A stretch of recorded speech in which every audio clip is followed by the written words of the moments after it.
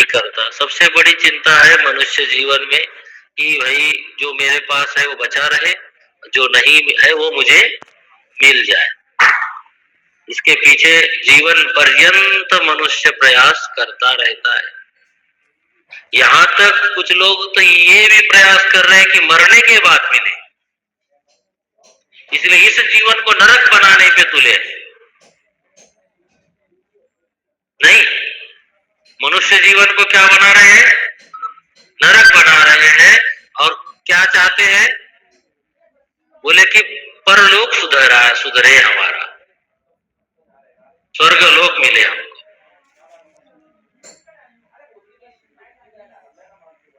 सो नारद जी कहते हैं कि भाई इससे तुम्हारा काम नहीं बनने वाला, तुमको योगक्षेम का त्याग करना पड़ेगा। अब योगक्षेम सामान्य मनुष्य को त्यागने की हिम्मत नहीं होती, सामान्य मनुष्य त्याग नहीं सकता। या तो बहुत वैराग्यवान हो या तो बहुत निर्भर भक्त हो। क्या हो? निर्भर हो भगवान के ऊपर। ऐसे ही भक्ति करने वाला हो तो भगवान कहते अनन्यास चिंतयन्तो माम ये जना पर्युपासते। आत्मज्ञानी की तो मैं बात ही नहीं कर रहा। आत्मज्ञानी के लिए तो क्या योगक्षेम की चिंता करनी है, क्योंकि उसके लिए कुछ और चीज है ही नहीं, तो योगक्षेम की क्यों चिंता करेगा? कुछ भी पाने के लिए उसको शेष नहीं, और कुछ भी उसका छीनने वाला भी नहीं है। तो भगवान कहते हैं जो अनन्यता पूर्वक अपने से अभिन्न होकर परमात्मा का चिंतन करता है, निरंतर करता है, अखंडित करता है, ऐसे व्यक्ति के योगक्षेम की चिंता मैं स्वयं करता हूं। यह है। सो देखिए कहते हैं यह कर्म फलम त्यजति कर्माणि संन्यस्यति ततो निर्द्वंद्वो भवति। 48वां सूत्र है। नारद जी कहते हैं कि भगवान के ऊपर भरोसा करके कर्म फल की जो व्यक्ति चिंता नहीं करता, त्यजति से तात्पर्य है कर्म फल में आसक्त नहीं होता। त्यागने का मतलब क्या है? कर्म हो गया तो फल सामने आ गया, तो अब वो फल लेने से भाग जाएगा क्या? इससे तात्पर्य इतना ही है कि वो कर्म फल में आसक्त नहीं होता।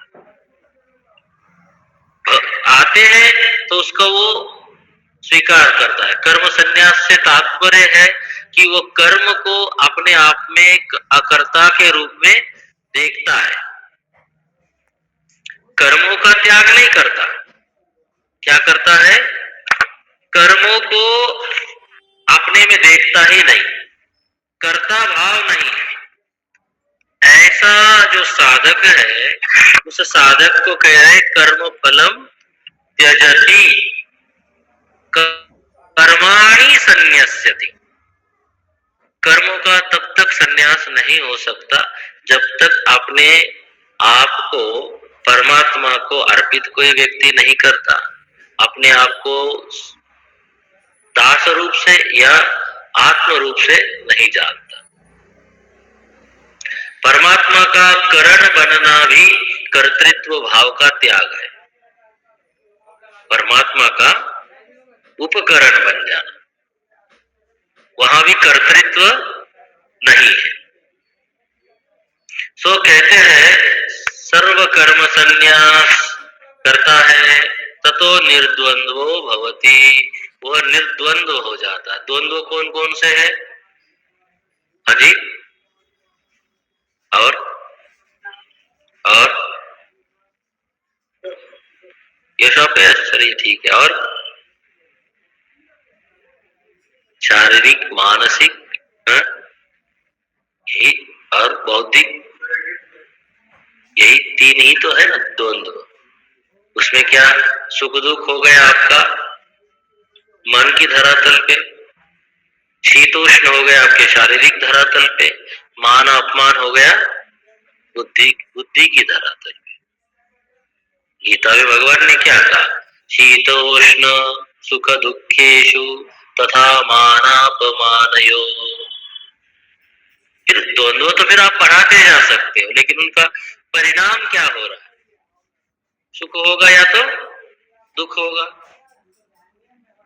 शीतलता और उष्णता, इसका भी परिणाम क्या होगा? सुख या तो दुख। और फिर मान तथा अपमान। तो द्वंद्व को सहने की पहले तो शक्ति उत्पन्न करनी चाहिए। द्वंद्व आप कहीं भी जाइए, आपको क्या लगता है रांची में द्वंद्व है, तो हिमालय में जाएंगे तो द्वंद्व नहीं होंगे, वहां और भयंकर होंगे। फिर मैं तो आपको अनुभव से कह रहा हूं, द्वंद्व कटते ही नहीं है। ये तो गलत बात है कि यहाँ है वहां नहीं है। जहां भी जाइए वहां द्वंद्व तो रहेंगे। स्वरूप बदल जाएगा उसका, ज्यादा से ज्यादा रूप उसका बदल जाएगा। अगर इधर गर्मी है तो वहां सर्दी होगी, यहाँ धूल डस्ट है तो वहां दूसरा कुछ होगा। तो द्वंद्व तो बने ही रहेंगे। तो क्या कह रहे हैं कि निर्द्वंद्वो भवति, वो निर्द्वंद्व को प्राप्त होगा, और निर्द्वंद्व को प्राप्त होते ही मुक्त हो जाएगा। फिर तो बोले कि जब ये पता चलता है कि वह परमात्मा के कारण ही ये सारी सृष्टि चल रही है। ईशास्माद् वातः पवते, ईशादेति सूर्यः, ईशास्माद् अग्निः चंद्र, मृत्युर्धावति पंचम। ये जब आपको पता चलता है तो फिर आप उद्विग्न नहीं होगे, द्वंद्व से परेशान भी नहीं होगे। निर्माण मोहाजित संग दोषा अध्यात्म नित्या विनिवृत्त कामा। तो जब कोई व्यक्ति ये जान लेता है, उस आत्म तत्व को समझ लेता है, तो द्वंद्व रहित हो जाता है। प्रत्येक आत्मा को जानता है। कैसे जानता है? उस पर प्रभु को अपने मन वाणी इंद्रिय का प्रकाशक के रूप में जानता है। श्रोत्रस्य श्रोत्रम मनसो मनः, केनोपनिषद में जैसा कहा गया, वो वाणी का भी वाणी है, जिसके कारण ये सारी इंद्रियां इंद्रियवान होती है, प्रकाशवान होती है। जब आदमी यह जान लेता है तो द्वंद्वों से रहित होता है। निर्द्वंद्व व्यक्ति ही आत्म तत्व का फिर ज्ञाता या आत्म तत्व में स्थित हो सकता है। वेदानपि संन्यस्यति केवलम अविच्छिन्नानुरागम लभते। वेदान नहीं मत पढ़िए, क्योंकि आप गलत पढ़ते हैं तो क्या करें, समय बर्बाद होता है। वेदानपि संन्यस्यति,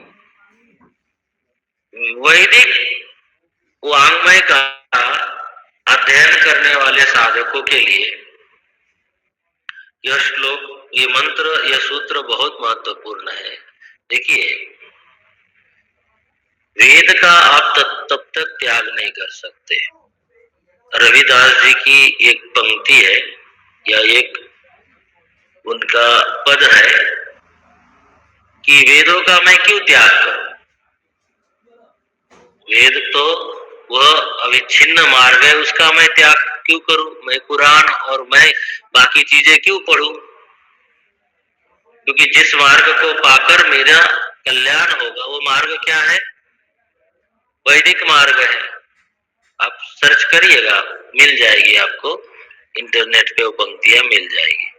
जो लोग आजकल बड़ा भारत में बवाल मचाए है ना, मनुस्मृति जला रहे हैं और क्या क्या कर रहे हैं ना, वेदों की निंदा करते हैं, तो उनके लिए जानने वाली चीज है। उन्होंने क्या कहा? जो मार्ग बताया गया है ऋषियों ने, वो मार्ग अपने आप में श्रेष्ठ है, उसका त्याग ऐसे नहीं कर सकते। लेकिन वेदों का संन्यास कब होगा? फिर वेदानामपि संन्यस्यति। अर्थात क्या, जो नित्य नैमित्तिक और प्रायश्चित इत्यादि कर्तव्य कर्म है वो वेद विहित है, तथापि जो अधिकारी पुरुष है जिसके चित्त में वैराग्य उत्पन्न हो गया है, जिसे आप वेदांत का अधिकारी कहते हो, तो वह वैदिक कर्मों का भी उसको त्याग करना पड़ता है। अगर वो नहीं त्याग करेगा तो वो वहीं पे अटका रह जाएगा। आत्मज्ञान के लिए उसको उन कर्मों का भी फिर क्या करना पड़ता है, त्याग करना पड़ता है। लेकिन सर्वसामान्य के लिए शास्त्रीय कर्मों का त्याग नहीं बताया गया है। जब तक आत्मज्ञान नहीं होता या उतना तीव्र वैराग्य नहीं होता तब तक तो आपको जो कल्याण का मार्ग है वो त्यागा नहीं जा सकता और त्यागना नहीं चाहिए। इसलिए वैदिक कर्म किसके लिए त्यागने के लिए कहा गया है, बोले कि जो बिल्कुल संन्यास का अधिकारी हो गया है, संन्यास होने के बाद वैदिक कर्म का त्याग हो जाता है। क्योंकि वहां शिखा सूत्र कल हम जो बात कर रहे थे उसका क्या हो जाता है, त्याग हो जाता है। ये कोई चीज जबरदस्ती त्यागने की नहीं है, त्याग हो जाता है। तो फिर क्या होता है, वहां आप हवन इत्यादि जो वैदिक कर्म है वो नहीं कर सकते, संध्या वंदन गायत्री इत्यादि भी नहीं कर सकते, उसका भी त्याग हो जाता है। तो क्या कहते हैं, वेदानपि संन्यस्यति केवलम अविच्छिन्नानुरागम लभते। अविच्छिन्न अनुराग अर्थात अविच्छिन्न प्रेम की प्राप्ति हो जानी चाहिए।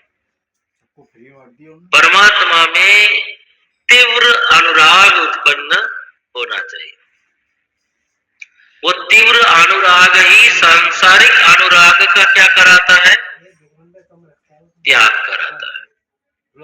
कर्म कितने प्रकार के हैं, त्रिविधम, इष्टम अनिष्टम मिश्रम। गीता में आया त्रिविधम कर्म न फलम। कर्म की कितने फल है, तीन है, इष्ट अनिष्ट मिश्र। तो मनुष्य को त्याग करने का अधिकार है, लेकिन तीव्र वैराग्य प्राप्त होके जिसे वहां प्रयोजन नहीं दिखता वही कर सकता है। लेकिन तावत आपको करते रहना है जब तक निर्विद्येत यावता। भागवत में आता है तावत कर्माणि कुर्वीत। ईशावास्य उपनिषद में आचार्य ने जब अविद्या और विद्या की उपासना के संदर्भ में बात करते हुए कहा, याद अगर है तो, अविद्या और विद्या की उपासना की बात आई, संभूति और असंभूति की उपासना की वहां पे बात आई। तो वहां आचार्य शंकर कहते हैं कि तावत अग्निहोत्रम कुर्वीत, तब तक आपको अग्निहोत्र करते रहना है जब तक वैराग्य की उत्पत्ति नहीं होती। और वेद तो यहाँ तक आदेश देता है यावत जीवित अग्निहोत्रम जुहोत्यात्। जब तक आप जीवित रहो तब तक क्या करो, अग्निहोत्र करो। अर्थात जब तक वैराग्य नहीं होता है, जब तक आपके चित्त में संन्यास की भावना प्रदीप्त नहीं होती है, तब तक आपको क्या करना पड़ेगा, कर्म करना पड़ेगा। और जब वैराग्य ऐसा हो जाए तो वेद स्वयं ही आदेश देता है कि जब वैराग्य हो जाए तब त्याग। ज्ञान निष्ठो विरक्त वा मद्भक्त वानपेक्ष लिंगना आश्रमान त्यक्त्वा च चरेद। आश्रमं त्यक्त्वा आश्रमान त्यक्त्वा चरेद अविधि गोचर।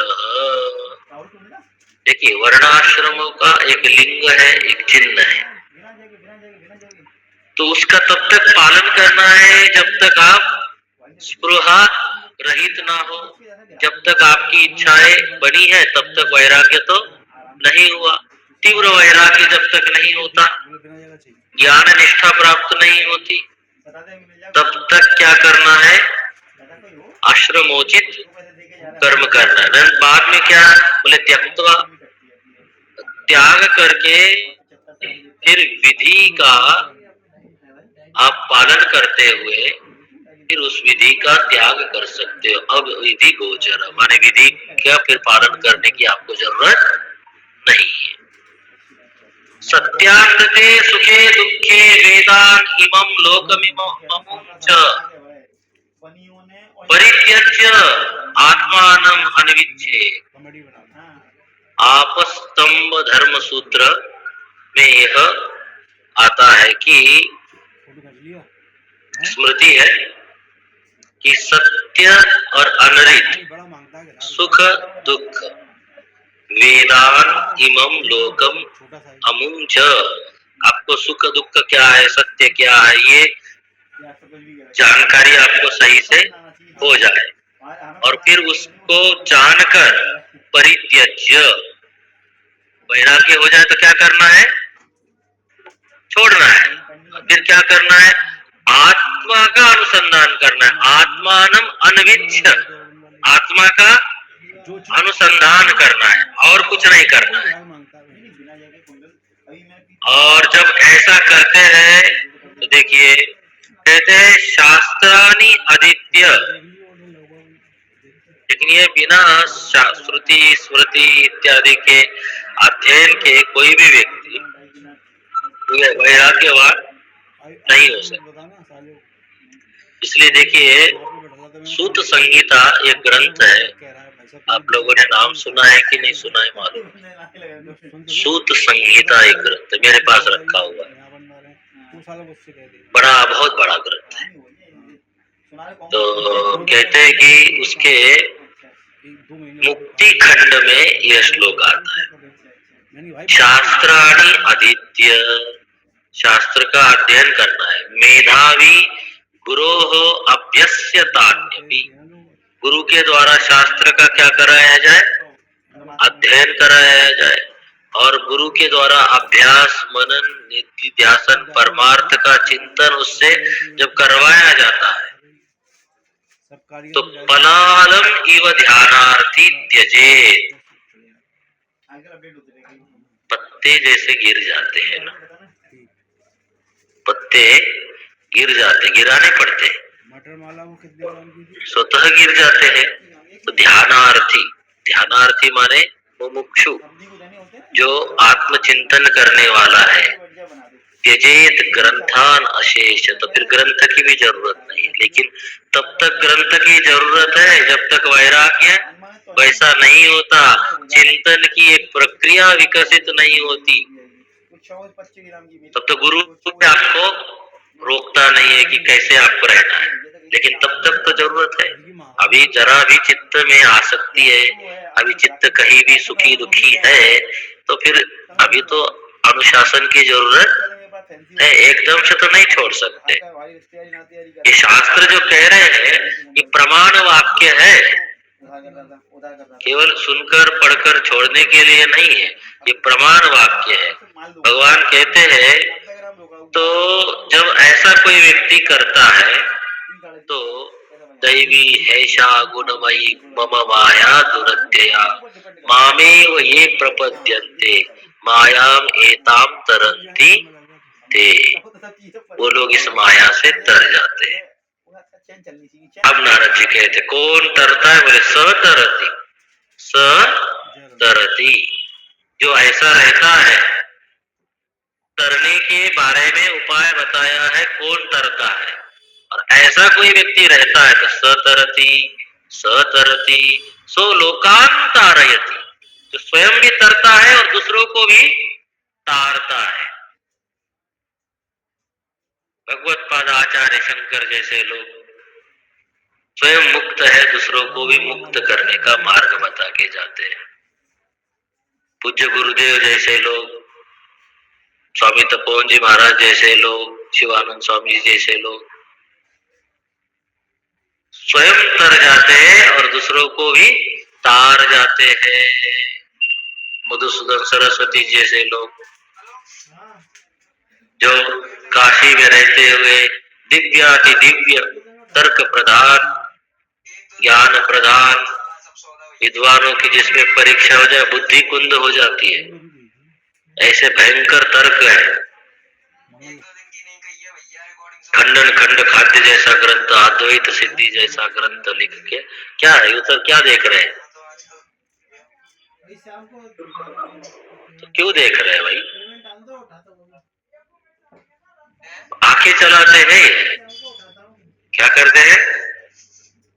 तरुण सागर जी कहते थे ये नहीं होना चाहिए, चंचलता नहीं होनी चाहिए। चंचलम ही मन कृष्णे प्रमाथि बलवत् दृढ़म, सत्तरति सत्तरति स लोकान तारयति। जो स्वयं भी तरता है और दूसरों को भी तारता है, मुक्त कर देता है।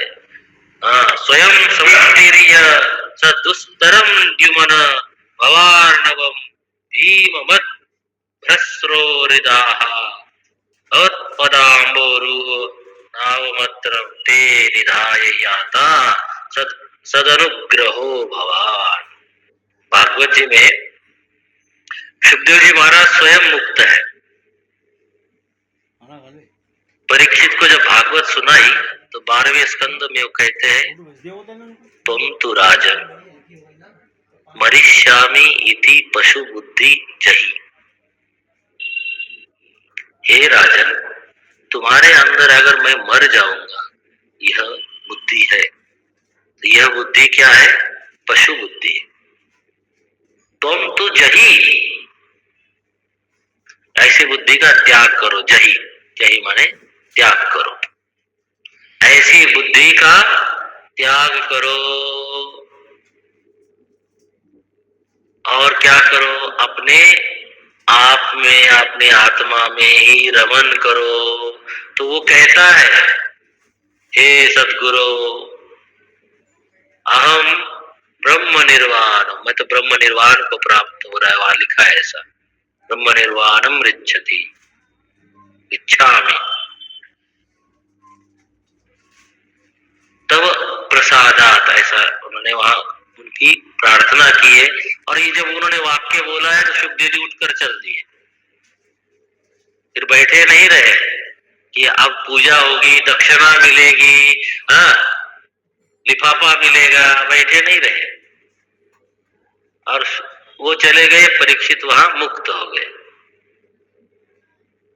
भागवत जी पढ़िएगा, देखिए यहाँ क्या कहते हैं कि ऐसा व्यक्ति भगवत कमलों के आश्रित रह के अन्य लोगों को भी तारता है और स्वयं भी तरता है। इसलिए माया संसार समुद्रम उत्तरयितुम पारयन्ति, माया रूपी इस संसार सागर से वह व्यक्ति तर जाता है, वह भक्त तर जाता है। अब भक्ति के प्रेम रूपा होने में उसके संदर्भ में वर्णन है कि वो कैसी है, बोले अनिर्वचनीय प्रेम स्वरूपम। भक्ति के संदर्भ में अनिर्वचनीय कहा गया, और अनिर्वचनीय वेदांत में ब्रह्म को भी कहते हैं, माया को भी अनिर्वचनीय, ब्रह्म को भी अनिर्वचनीय है कहते हैं ना। ये तो वाचो निवर्तन्ते माने क्या? जहां वाणी नहीं जा सकती उसका नाम आत्मा है, ब्रह्म है। तो प्रेम भी अनिर्वचनीय है। जिस दिन प्रेम की परिभाषा की जाएगी तो प्रेम नहीं होगा। वो प्रेम की परिभाषा, प्रेम को कैसे व्याख्यायित करेंगे? एक माता को अपने पुत्र के प्रति बहुत स्नेह आया, बहुत प्रेम आया, उसकी व्याख्या कैसे करेंगे? उस भाव को शब्दों में कैसे पिरोएंगे? आप कविताएं, गीत लिखते हैं, बोलते हैं, हा? एक मराठी में कविता है, जैसे गौशाला में बछड़े को चिल्ला के गाय चाटती है, वैसे ही माँ जब कोई ऐसा बोलता है तो मुझे माँ की याद आती है, वैसे ही माँ भी प्रेम करती है। अब शब्द है ये, लेकिन वो भाव को अभिव्यक्त करने के लिए, प्रेम के लिए कोई अलग शब्द नहीं है। नारद जी कहते हैं वो अनिर्वचनीय भाव है, इस भाव की कोई अभिव्यक्ति शब्दों में नहीं कर सकता। परमात्मा के प्रति जो प्रेम है उसको भी कैसे कौन बोलेगा, उसको कैसे व्याख्यायित किया जाए। जैसे हनुमान जी भगवान का सदा सर्वज्ञता के रूप में सदैव चिंतन करते हैं, और श्री राम उनको प्रेम से संबोधित करते हैं, तो भगवान की वाणी में जो प्रेम झलकता है, हनुमान जी के प्रति जो भाव आता है, और हनुमान जी के मन में भगवान के प्रति जो भाव आता है, उस भाव को शब्दों में कैसे व्यक्त करें। अगले सप्ताह देखेंगे, यही पूरा करते। कल सुबह तैतरीय उपनिषद की कक्षा है 8 से 9। यही पूरा करता हूँ। ओम पूर्णमदः पूर्णमिदं पूर्णात् पूर्णमुदच्यते पूर्णस्य पूर्णमादाय पूर्णमेवावशिष्यते। ओम शांति शांति शांति। हरि ओम। श्री गुरुभ्यो नमः। हरि ओम। हरि ओम। कुछ पूछना है? चलिए, हरि ओम सबको।